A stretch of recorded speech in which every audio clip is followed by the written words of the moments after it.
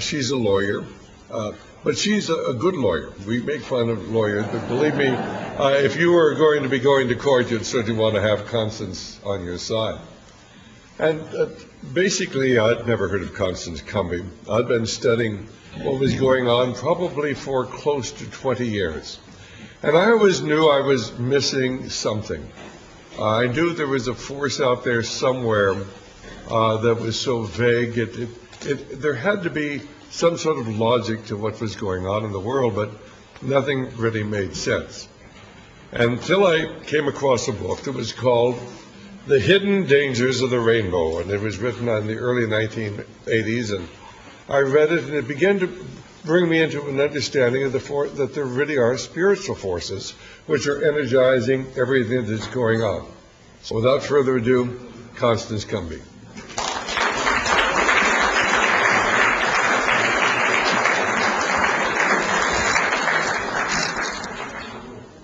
Thank you very much. That last talk is a very hard act to follow.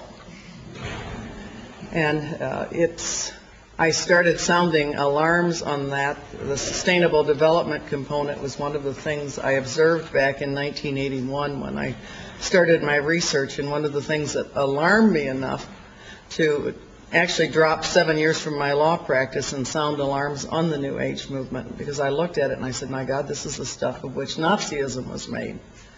They were talking about global population reduction, Lebensraum, living space, breathing room. So I fought 2 wars over the last 25 years. I've been in 2 big battles. And I did not initially think they were related, but increasingly I can see the battles are very much related. And the first war was the misfortune to be the first major evangelical critic of the New Age movement.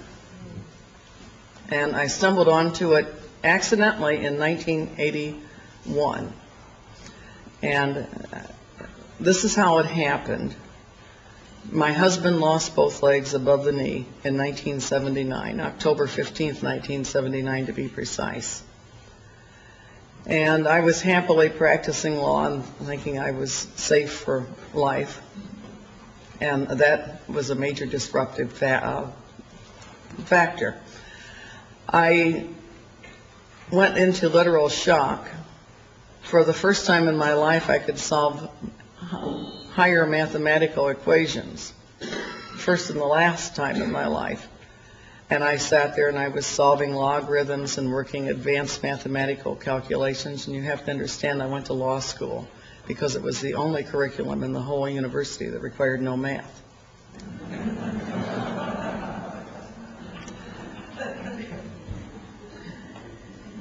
And I seriously thought I was going to have to go back to school and retrain to be a doctor. In fact, I bought numerous books on it. And then I went back to normal, 2 + 2 = 3, or is it 5? I'm not sure which. And there was a Methodist bookstore across the street from my downtown Detroit law office, Cokesbury Books. I went in there almost daily just to find things to help me make it from one day to another, because it was a very, very tough period in my life even after I came back to normal on the mathematics versus the words. And I read things that I thought would get me through a very difficult point of my life. And when I was through with the good books in the store, and they had lots of good books by lots of good authors, I found another line of books. And the books were by Baptists, Catholics, Episcopalians, Presbyterians, Mennonites. And the books were saying things like, we need a new world order. We need to make this paradigm shift. Up until I discovered the New Age movement, I thought paradigm was 20 cents.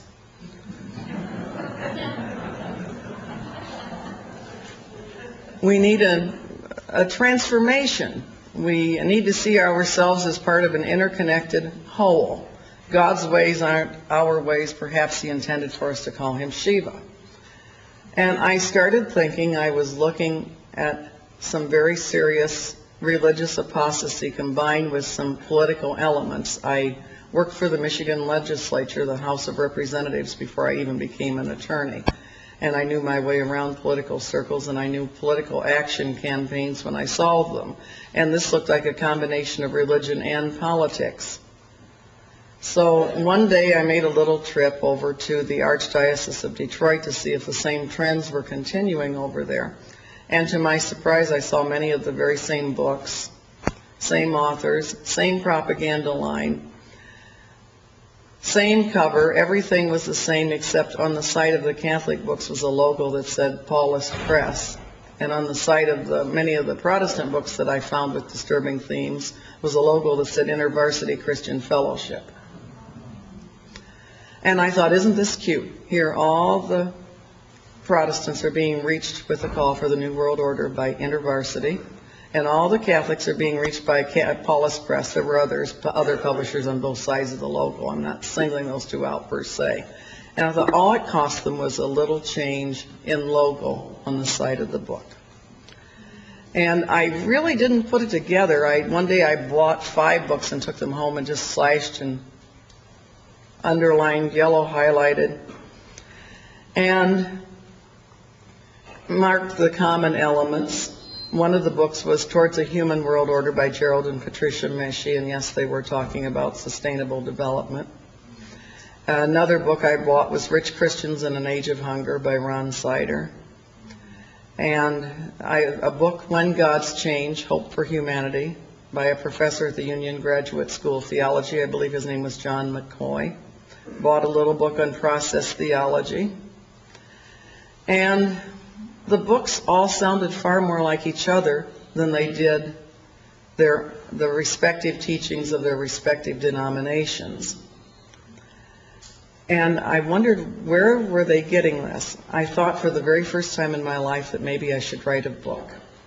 And I was going to call it, my original thought was, call it Come Out of Her, My People, the Growing Apostasy of American Religious Life. I had no idea I was looking at something far, far bigger. And I had a very prophetic thought that came to me. I never thought of myself as a prophet, but this day I had a thought that was distinctly prophetic. I never thought, would anybody publish your book? Would anybody read your book? The only thought that came to me was, boy, will you ever catch it if you do. Well, I wrote the book. It ended up being called The Hidden Dangers of the Rainbow, and I've been catching it ever since. And what happened to me along the course of that work was very interesting. The opposition came from where I least expected it.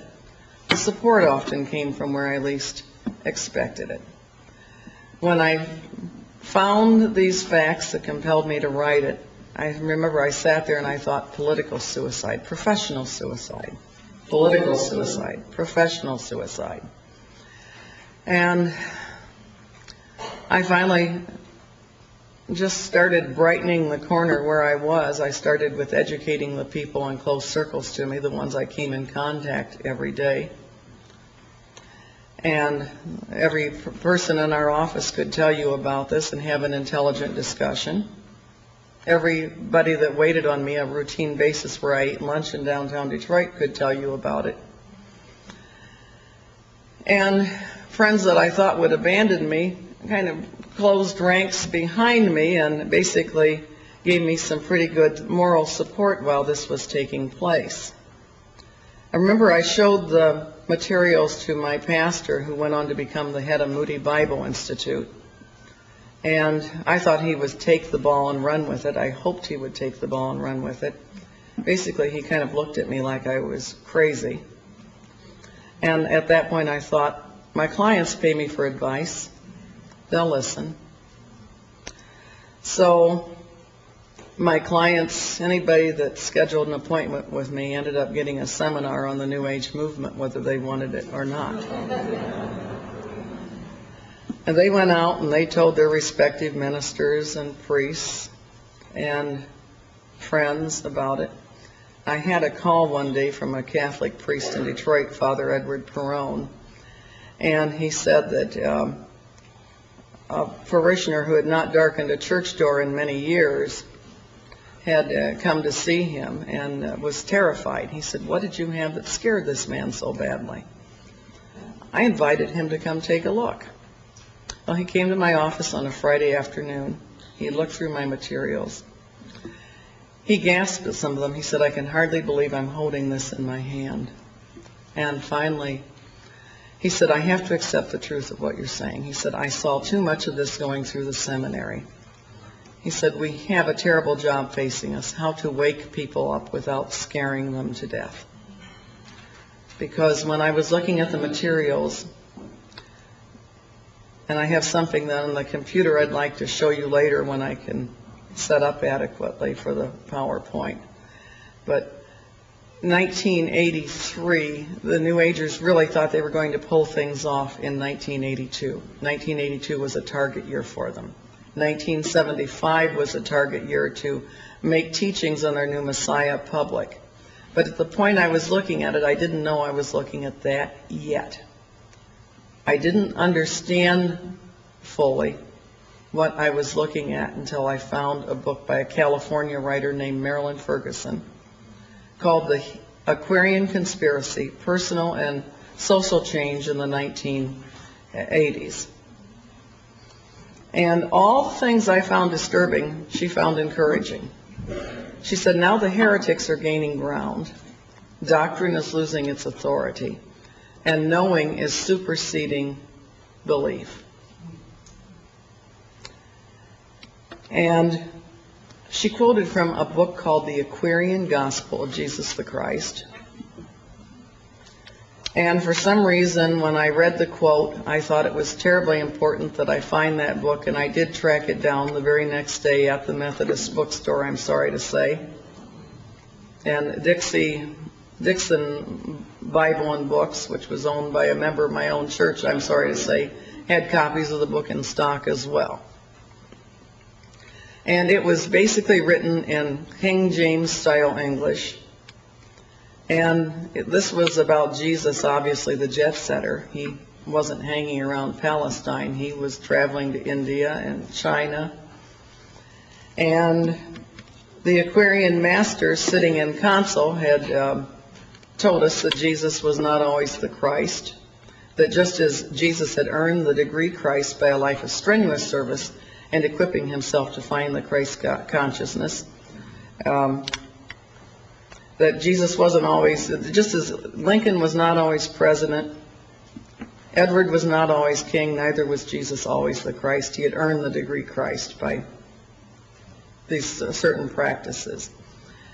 And they had John the Baptist was also out seeking wisdom, and he also had pagan masters. And John the Baptist one day asked his pagan masters, per this version, the Aquarian Gospel, he said, why do we need any further illumination? These teachings, the Vedas, the Upanishads, these are so sublime, so perfect. And his master explained to him, he said, in the past when man needed illumination and progress to advance to a further point, the masters would send somebody. Said, but now the ages have passed, and he said, in their proper place, the Hebrew Psalms and Bible, the Hebrew Psalms and Proverbs were given for man's enlightenment. Said, but now that age is past, and it is time for more revelation, and Jesus is the flesh-made messenger to bring that light to man. But in the ages yet to come, man will attain to greater lights, and greater lights will be needed and sent. And I wrote in my margin a neat trick. I said, and finally at last, a mighty master soul will arise to light the way to the throne of perfect man. I slammed that book shut. I was spastic. I knew I just looked at something about and promoting and preparing folks for the Antichrist. And I had to learn more about it. The information sources were deficient. Marilyn Ferguson said that folks that were involved in this communicated with code words and signals, that they were made kindred by their inner earthquakes. And that's very important that you remember that, because that's the glue that binds them together. It's not money, it's an ideology, but it's basically mass hypnosis. Folks, by one method of mind control, one method of spiritual deviation, one method of going out of their minds, make this, quote, paradigm shift. And this is what the, quote, Christian books were also talking about. I've since collected some. One was SPCK, Society for the Propagation of Christian Knowledge. It was from England, and they actually told us we should pay heed to Benjamin Kremanalis Bailey and Helena Petrovna Blavatsky.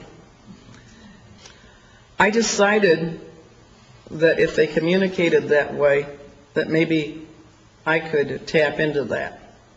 And I didn't know what their signals were. But she said they use code words, and I was having a pretty good notion of what their vocabulary was. Things were done holistically.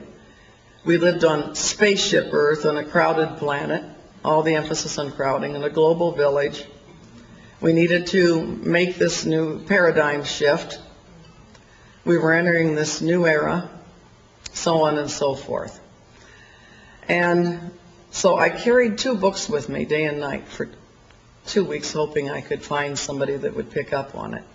And one book was The Aquarian Conspiracy by Marilyn Ferguson, and the other was The Aquarian Gospel of Jesus the Christ. Well, I ran into somebody, pleasant fellow, but he was bordered on the left, and he told me he was thinking of running for city council. I knew every politician in Detroit worth knowing on a first-name basis. And I said some pleasant words to him and didn't think anything more about it. And he called me a couple of weeks later and said he definitely was going to run for city council, and he and his wife Marge would be so delighted if I would come to their house and join them for a coming out party the night before. Well, it was Sunday night, and to tell the truth, after I found this material, I was not interested in anybody's political campaign. In fact, I wanted to go to the nearest church and curl up under the nearest altar so I wouldn't get into any more trouble before things came down. And as I thought, if this is going on, things are very close indeed. And so I was on my way to church to curl up under that altar Sunday night, and all at once I thought, maybe you'd better go to that party. Somebody's likely to be there who can tell you more about it. If they're not at that party, it's not big enough to worry about. He was a nice guy, but he tended to attract the eccentrics. So I headed over for the party, and he introduced his campaign manager, and I had had one strange conversation with this woman a year earlier, when Barry was coming out of the hospital after 6 months in the hospital and rehab. And Phyllis Warren, that woman, came into the Penobscot building, downtown Detroit, where I had my offices, and she was in the Colonnade cafeteria, and I was down there with the law clerk eating lunch. And she walked over to the table and she said, "Hi, Connie, how are you?" And I said, "Terrible." And she said, "What's wrong?" And I told her about Barry's accident, and she said, "Why, Connie, I can come over to the house and heal him for you." I said, "You can?" I said, "Phyllis, he lost both legs above the knees." She said, "It doesn't matter. I can come heal him for you."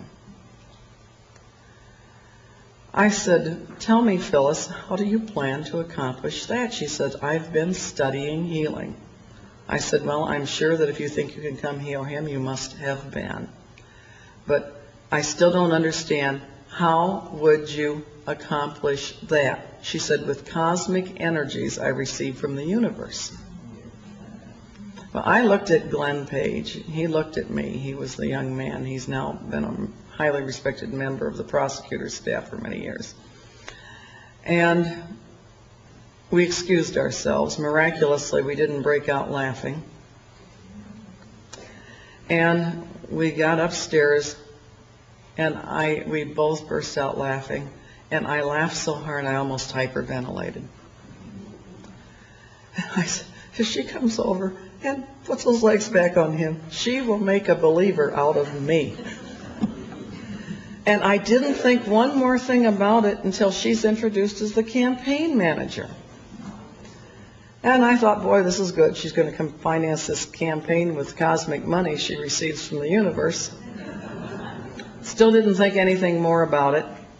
And Phyllis got up and gave a talk, and she said, when you see Al, you are to visualize him on the councilman's chair.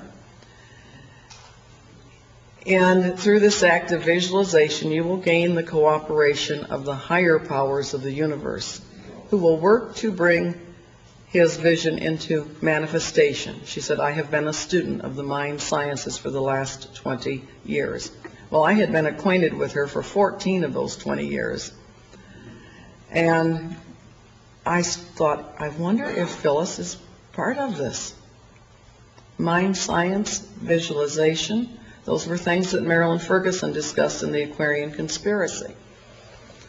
So, when the party broke up, I went over to Phyllis and I said, Phyllis, I said, I heard you mention the mind sciences. She said, yes. I said, you know, years ago I read a book called Psycho-Cybernetics by Matthew Maltz. And I've been so interested in the mind sciences since then. Maybe you would like to go to dinner with me and you can tell me more about it. And she said, yes. Now, you have to watch us lawyers. We're really tricky. You can get a lot of information for the price of a meal. I had a gold mine that night. I took her to dinner. She was very careful about ordering the red zinger teas and the vegetarian entrees. And I said, now tell me about the mind sciences. I'm fascinated. She said, it's part of the New Age movement. I don't know if you've heard of it or not. I said, no, at least not by that name. Is it possibly known by another name? Any other name? She said, yes, it's called sometimes called the holistic movement, the networking movement, the new consciousness movement. She said, there are other names. Those are some of the most important. And, oh, she did mention Age of Aquarius. And at that point, I held up the Aquarian Gospel and I said, Phyllis, is this by any chance part of it? She said, why, yes, it certainly is. Now, so help me, I did not know they had a slogan that when the pupil is ready, the master will appear.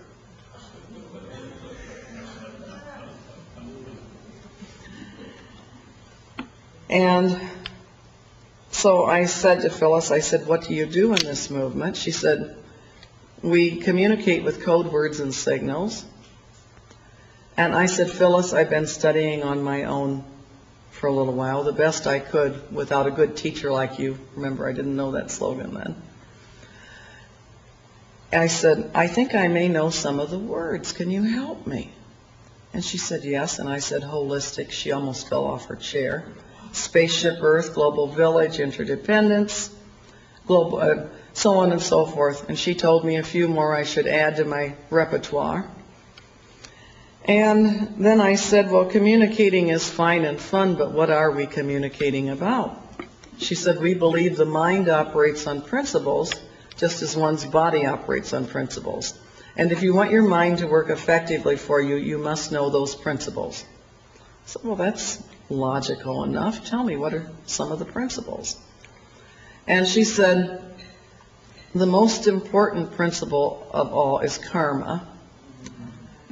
And I had noticed this strong thread of mysticism running through it, both Eastern and Western. And I said, Phyllis, I said, could this possibly have anything to do with Eastern religions? She said, well, yes, Eastern religions are part of it, but we're much larger than the Eastern religions. And I did an inward gulp. I'm talking about 2/3 of the world's population, and we're bigger than that. And anyway, our food's delivered. And I said to Phyllis, I said, Phyllis, I said, I have to tell you, I've read the Aquarian Conspiracy. And when I said that, she frowned very deeply. And she said, Marilyn Ferguson is a friend of mine. We've appeared on many speakers' platforms together. She said, but you have to remember her limitations. She's only a reporter of the brain-mind movement. Add that as another name. She said her book didn't really tell it the way it was. And I really thought she was probing, because Marilyn Ferguson said they would probe to see if there was any hint of opposition, because their ideas had been too easily misunderstood in the past. And she had also written that this time they were going to succeed because global communications had encircled the globe beyond any possibility of retreat, with fax machines and computer communication. And anyway, I thought Phyllis was trying to see if I was opposed to it. And I said to her, I said, Phyllis, I said, I read that book. It looked like a really good book to me. I said, tell me, what's wrong with it? She said, then she smiled and said, the movement is much, much larger than she reported it as being. And she was all smiles again. Marilyn Ferguson had understated the case, underreported the movement. And at that point I said to Phyllis, I said, Phyllis, I said, you're going to think I'm crazy. I said, but in my spare time since Barry's accident, I've become quite the Bible student. I am convinced beyond any reasonable doubt that this may very well be what was described in the Bible as the last day political, social movement that would bring the Antichrist on the scene. And I was really expecting her to say, you're crazy. She didn't. She still thought I wanted to come on board. She said, oh yes, she said, that's very perceptive of you. She said, I've been convinced of that for many years myself. And I had a Bible with this tape in my stack of books, and I opened it up, and I showed her Daniel 11:38 passage. He shall honor in his estate the God of forces, a God whom his fathers knew not. And I turned to a page in the Aquarian Gospel and said, one may enter fully into the spirit of the God of forces. And she said, you saw it, you saw it. She said, that's such an important point. Most students of esotericism fail to grasp it immediately. Well, if I'd wanted to, I probably could have taken over the Theosophical Society.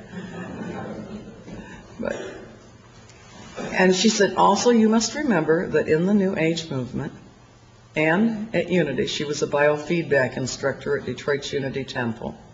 She said, we believe Jesus and the Christ are two separate entities. The Christ is an office, not a man. Well, I quoted scripture to her, who is a liar but he that denies Jesus is the Christ. He's Antichrist that denies the Father and the Son. And suddenly, she had a mystic crystal revelation. She told me too much. And she started trying frantically to take it back. And she said, you know, Connie, it's very difficult for me to talk to you because, she said, I've received a vision of light. Now, you have to understand they have this in common, this vision of light. She said, you should pray for wisdom that God would show you the hidden meaning of these Bible passages. I said, well, I said, I'm not a theologian. I said, but I am a lawyer. And we were taught rules of construction that seemed just as appropriate for Bible study as for legal construction, and that's ambiguities are construed against the maker of the document, and words are to be given their plain meaning. I said, I don't know about you, but I have enough faith in our Maker to believe that he would not deliberately give us an ambiguous document. She said, are you familiar with the history of the Bible and how it was written and how contradictory it is? I said, yes, I'm familiar with the history of the Bible and how it was written, but I disagree with you on the contradictory aspect. I said, tell me, Phyllis, have you read the Bible all the way through? She said, no, I've carefully avoided doing that because it might tend to confuse me. I said, would you read Homer? Would you criticize Homer without having read it? Would you criticize Shakespeare without having read it? I said, let me tell you something. I said, I did read it all the way through. I said, I didn't find all those contradictions that people speak of. I said, when I read it all the way through, I said, I found myself understanding and in full agreement. And anyway, she was not enjoying her food any longer. I was enjoying mine. I wasn't going to let the devil, the Antichrist, or anything else interfere with a good meal. And she started gritting her teeth and she says, "It's just not right. It's not right. That book is simply too misleading. It shouldn't be allowed." And I looked over and I said, "What's that, Phyllis?" And she almost spit it out. She said, "The Bible." I said, "Why on earth would you say a thing like that?" And she spit it out again and she said, "The Antichrist is not the negative thing the Bible's made him out to be." I said, "Phyllis," I said, "I like you very much. Don't get caught on the wrong side of this one." And she said what is a common New Age theme, and it's their theme for the militant march they're now back on: there are no sides. Well, armed with the terminology New Age movement, I knew how to look it up. And I started collecting books, and I found the Bantam New Age series, and one of the first books I picked up was a book, and you might be familiar with this, Entropy by Jeremy Rifkin. And another book was Voluntary Simplicity by Dwayne Elgin, whom the New Agers credit with being the modern theoretician of their sustainable development movement, DUANEELGIN. And those were both books I picked up back in 1981, 1982 on the subject. And when I started perusing the books, and I found a book called New Age Politics by Mark Satin. And he listed 25 representative New Age groups, and they range from Amnesty International through zero population growth, and about everything in between you could think of, including World Goodwill, New York. His amended version of the book has 100 on the list. And as regards World Goodwill, he said they were preparing for the reappearance of the Christ. And Planetary Citizens was working in conjunction with them. And he described this new politics. It was neither left nor right, but center. And it was about doing things in different ways, thinking different ways, new patterns. And he wrote about a very broad spectrum of groups that were consciously collaborating. And my position was, if they had the nerve to say it, I had the nerve to quote them. And so I started compiling these, and people got seminars and presentations of the informal type in my office. Professors came over from Wayne State University. I talked to an old professor of mine, and I said, "I think this is a modern form of Nazism reborn." And he came over and he looked through the materials, and particularly Friends of the Earth, which was another group I'm sure you're familiar with. And another one was Dave Foreman with his, in fact, Dave Foreman wanted to reduce the Earth's population in some of the seminal writings I had to 75,000 and start over with a new nucleus. And I deprogrammed many New Agers, showing them those materials. And eventually I found a book called Running God's Plan by Foster Bailey. And he said one of the goals of their hierarchy was to have a unified Europe. He said, "We tried this before, working through a disciple, using the Rhine River Valley and the inhabitants of that valley as a binding factor. That attempt was unsuccessful, but now another attempt is in full swing, namely the six-nation European Common Market." And you don't need to have been even an A student in history to have known who that disciple was: Adolf Hitler.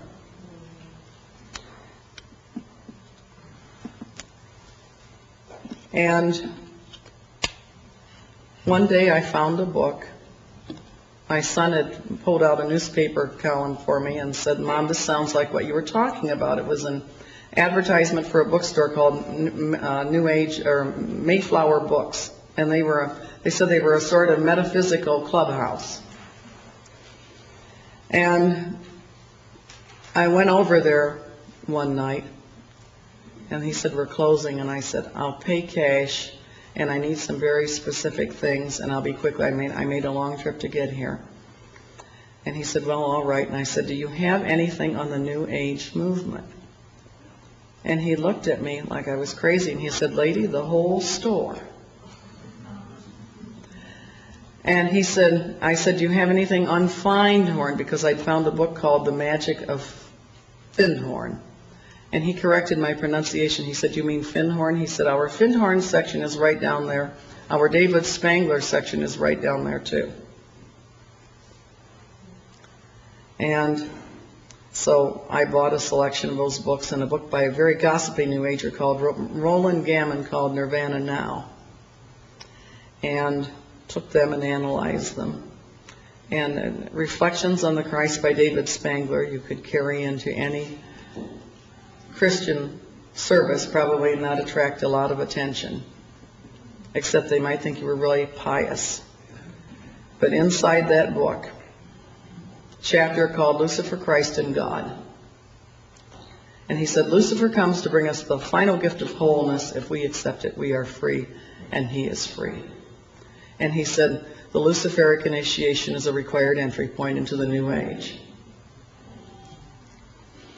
And I didn't leave it at that. I never take one source as my source.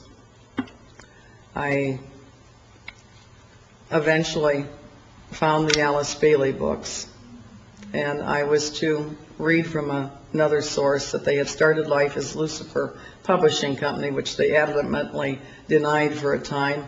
But unfortunately for them, I now have 3 books in my personal library from them when they were Lucifer Publishing Company, 1922. And Alice Bailey had been a member of the Theosophical Society. And she and her husband, Foster Bailey, had in 1922, during the years that the Theosophists were promoting a man called Jiddu Krishnamurti as their new Messiah. And they started to work in New York City. And they then formed some worldwide works. And one of their strongest devotees was a man that you talked about, Maurice Strong. And I actually have a photograph, which I pulled down from the internet, of Maurice Strong at the Findhorn Foundation in Scotland, participating very devoutly in a group meditation for the reappearance of their new Christ. And I knew what a Marilyn Ferguson in the Aquarian Conspiracy had said something that I didn't think of until I got much further with my work. And she said Europe represented the ideal point from which to launch their new political spiritual entity, that it was eminently qualified. She quoted a man called Johannes Cognier.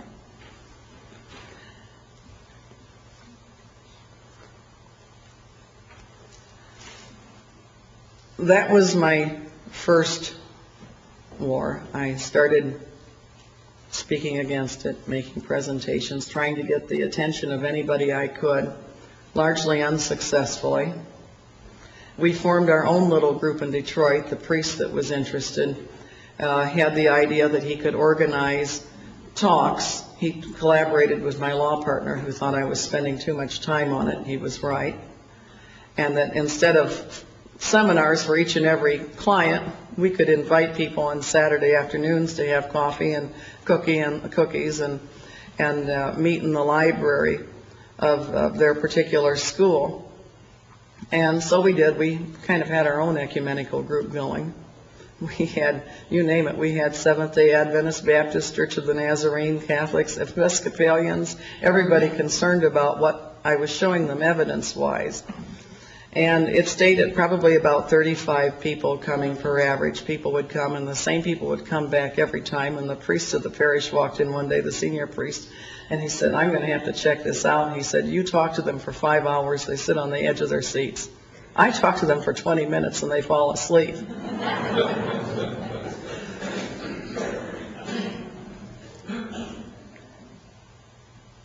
November 4th, 1981, I heard a very interesting man speak in Detroit. And I'll tell you how this came about.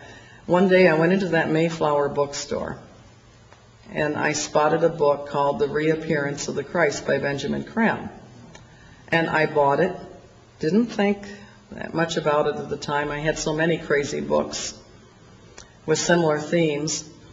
And the attorneys that I shared space with in downtown Detroit said, maybe you would like to use our computers to catalog these. I had the first Wang dedicated word processor in the office, but they had a TRS Model 3. And they said, you're welcome to use our computer and get your own software, but you can use our computer, which I did. And the computer I used was Anita Baker's computer, the singer. She was the secretary for our office back in those days. And I was sitting at Anita Baker's computer, and I was trying to synthesize. Back in those days, the databases were very limited. You could use about maybe 50 words to describe something. So I looked through Benjamin Crumb's book, and he had a section, How the Plan is Working Out. And he talked about all the political developments that were going on that they were working with. And I had suspected as much, but he was making some claims and making some fairly impressive statements. And I wrote, you have to see this one for yourself to believe it. And I carried that book then with me night and day. Went to court for a client in St. Clair Shores. I stopped at the Big Boy for breakfast and went to court and left court, and I discovered that book was missing. Now, it wasn't the kind of book that you get on the phone, you say, hello, my name is Constance Cumbey, I'm an attorney. I left my copy of The Reappearance of the Christ by Benjamin Crumb at your restaurant or at your courtroom. I was kind of hoping the janitor would just quietly throw it in the wastebasket and never say another word to anybody. I've represented folks on the mental health docket that were locked up for a lot less than that. But I had to have that book. And so that night, I closed up shop early. I ran down to the Mayflower before closing time. And John Barneswell, the assistant manager who had sold me the first materials, the one I had encountered the first day, I said, do you have The Reappearance of the Christ by Benjamin Crumb? He said, nope, Constance, sorry, we're all sold out. They were well familiar with what my work was at that point. And then he handed me a flyer. He said, but here, Unity's bringing him to town. You can hear him in person. And that flyer, the text of it is reproduced in my first book, The Hidden Dangers of the Rainbow, and a true copy is reproduced in the second book of Planned Deception. And I just stared at that thing. I said, this guy's no Christ, that's for sure. But if Unity is trying to pass this on, and they were very politically powerful in Detroit, I said, something's happening. And so I made plans to attend, and I took about 8 Christian spies with me, a couple of big ones. And I didn't want to be alone with that crowd. And it was an interesting evening, to put it mildly. I walked in, there were about 1,300 people in the hall seat of 1,300. Every seat was taken, and there were a lot of people standing besides. And I was stunned at the makeup of the hall. There was a former head of the Detroit Council of Churches who I knew from Detroit political circles. The entire Holistic Health Medical Association was sitting there very attentively, and their publicity director was acting as master of ceremonies for the evening, Dan Butts. And saw lots of prominent people in the crowd, and I saw people that had been friends. I saw a former law partner sitting across the room, and my accountant was in the room. I turned to a fellow behind me who was an independent movie producer and I said, Al, I know what I'm doing here tonight. What are you doing here? He said, because, Connie, he said, I'm taking a course in miracles at Unity. He said, we are required to take a spiritual growth class when we join Unity. And I'm taking a course in miracles, and it's a class requirement that we attend. And I gave him a quick synopsized version of my objections to what was taking place that night, and he thanked me.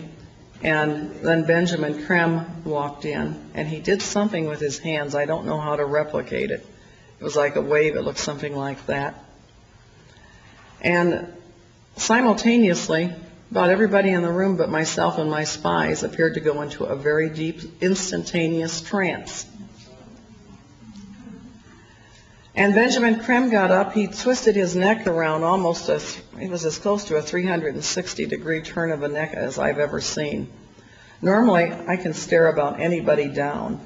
I did not want to try. His eyes were abnormally bright. I attributed it to the very expensive sodium lighting they had for the video series they were obviously attempting to make. I coughed. I did everything I could to try to break the spell on people, rustled the papers on my lap.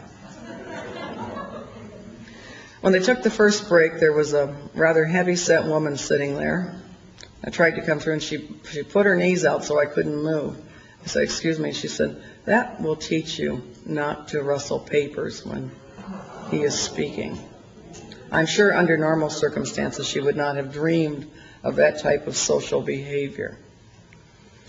Well, Benjamin Krem had announced that after the break they should regather and they would do a mass recitation of the Great Invocation. This is the prayer by Alice Bailey, "From the point of light within the mind of God, may light stream forth," so on and so forth. It literally is a prayer to the Antichrist to come and take the world for Lucifer. And the last line of that quote prayer is, "Let light and love and power restore the plan on earth, and may it seal the door where evil dwells," which I had already learned from reading the Bailey books, that meant sealing Jews, Christians, and Muslims off into their own separate place. And basically they were going to be the phoenix that would arise from the ashes to build a new civilization.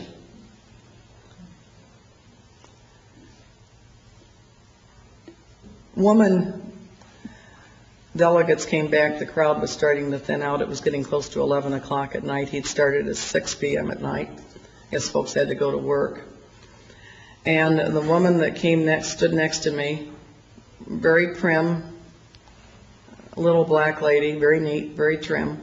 And she looked like she could have been an activist in any Black Baptist church in Detroit, head of the altar committee or something. And I turned to her as gently as I could. And I said, "I hope it does not offend you, but I will not be reciting the Great Invocation with you. I will say my own prayer." She said, "No, honey, that's all right. We all have our own paths to God." And I said, "The reason I will not say the Great Invocation is the scripture said very clearly the Antichrist would come and deny that Jesus was the Christ." I said, "Benjamin Krem has denied it fervently all evening on behalf of this Maitreya character." And the woman said, "There's been many Christs." I said, "There's been one. His name is Jesus." And they turned from rows around and looked at me like I was from outer space. This is the church that the same area where Marianne Williamson later went to become guru and head of a large Michigan Unity church, and many of the same people were in attendance. And this was the Palmer Park church. She took the Warren church. At any rate, Benjamin Krem came in, and he promised the group they were going to recite the Great Invocation, and then he was going to have a transmission from Maitreya the Christ as soon as that thing was over. But they would say the Great Invocation first, and his literature said he'd been overshadowed by Maitreya the Christ everywhere and delivered a message. They started, "From the point of light within the mind of God, may light stream forth," and I went nice and clear, and all the acoustics in that room were wonderful. "Our Father, who art in heaven, hallowed be thy name. Thy kingdom come, thy will be done." And I did that every single stanza. And they got down to the last part and said, "Let light and love and power restore the plan on earth, and may it seal the door where evil dwells." And I said nice and clear, "May Jesus Christ return to earth and end the evil present in this room tonight."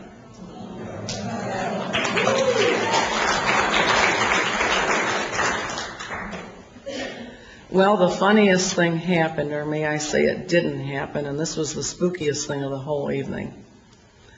Benjamin Krem waited and waited and waited. It was clear he was not faking it. He was waiting for something to happen that never happened. This thing did not come and overshadow him. He dismissed the crowd and said, "That will be all."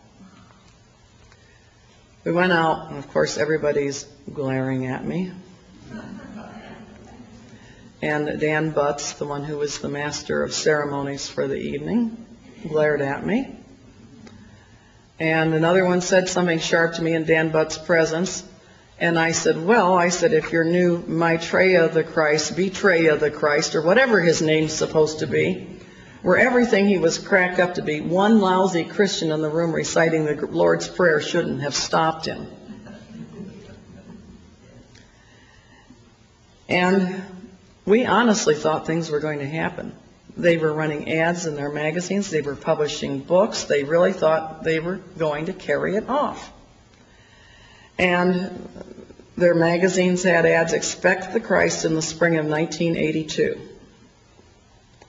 And they thought things were going to happen on the day of the syzygy, March the 10th, 1982.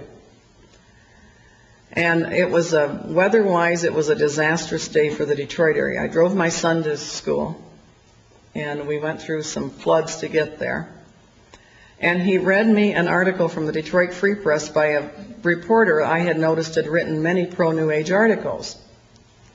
In fact, the day after Benjamin Krem spoke, there were headlines in the Free Press with the same Dan Butts picture, hand in hand through the New Age. And she said, "Zoom, not doom." And she said this syzygy was a great thing. It meant maybe even a new Messiah was on his way. I was so depressed, so discouraged. The weather didn't add to my mood. She said that all these things were taking place this day, that even in Fort Wayne, Indiana, which is my hometown, that a man, John Davis from Wyoming, Michigan, would be giving a talk for the Coptic Fellowship, the 3 stages of the Christ reappearance. And I thought there's just no way to stop this. And I looked at that paper all day, and finally that afternoon, I picked up the phone. I don't know why. I picked up the phone and I called the Detroit Free Press. And I asked if I could please speak to the reporter who wrote the article. It was Ruth Seymour's byline. And they said she was unavailable. I left word, said I'm an attorney in downtown Detroit. I would like to speak to her. I have some material that might be of interest. She called me back approximately 15 minutes later. And I was going to say something very sharp to her, but she sounded so scared I couldn't bring myself to do it. And I said, "You've written several articles about the New Age movement." She said, "Yes, I have." I said, "How would you like to see the flip side of that movement?" She said, "What do you mean?" I said, "I've examined it carefully. It's identical to Nazism." She said, "Why do you say that?" And I quoted the Foster Bailey passage I read to her about Europe. And then I said, "They're using 666 and calling it a sacred number." She said, "Oh, creepy." I said, "I lecture on this every other week at St. Genevieve's School in Livonia." I said, "If you like, I would be very happy to make a copy of my lecture notes outline for you. And you can check my references for yourself and see if I've been accurate." She said, "No, if it's all right with you, I would like to come over to your office right now and look at your materials."